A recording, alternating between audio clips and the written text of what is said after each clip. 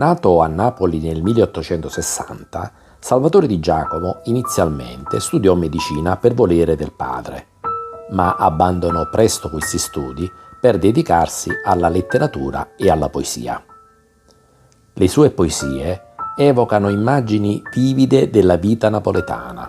Il suo stile è caratterizzato da un uso raffinato del dialetto napoletano, con un tocco arcaico che richiama il passato glorioso della città. Pianoforte Notte è una poesia che evoca un'atmosfera notturna e malinconica, tipica dei vicoli di Napoli quando fa buio. La poesia descrive un pianoforte che suona lontanamente nella notte, creando un'atmosfera sospesa e nostalgica.